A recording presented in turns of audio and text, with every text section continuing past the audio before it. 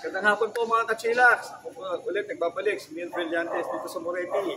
Ito po, papakilala ko yung mga unit namin. Ito po yung Conserva C1 namin. Na dating 16 down. Na ngayon, 0 down. Wow!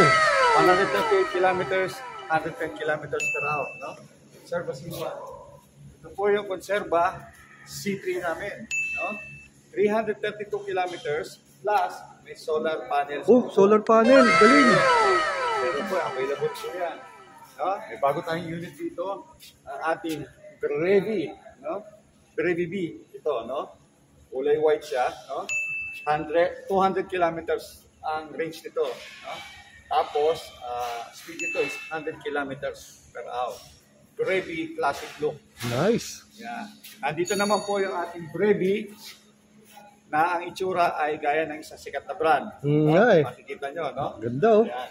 Ito po ang naka-zero down namin na isang unit na pinag-usapan namin ni Kachilas Well kanina. Kasama ng Conserva C1. This one, zero down. Yan. Brevi A. 130 kilometers. Yun. Ito po yung Idera namin. No? Idera VIP Edition.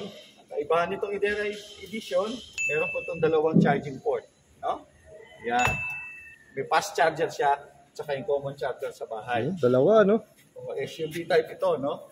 Yan po yung Idera. Ito naman po yung aming 7-seater na Venere. No? Gaya din siya ng Idera. Dalawa rin po ang charging port niya dito. Yan. Isang normal charger at fast charger. Yan. 7-seater po. Meron din kami kinikerry na branded, which is yung Honda. Yun. No? Lahat yan, electric car, mula sa Conserva hanggang dito sa Honda. Pure electric po itong mga to.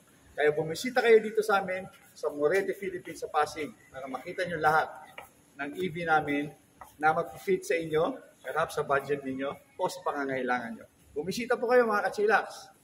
Yun.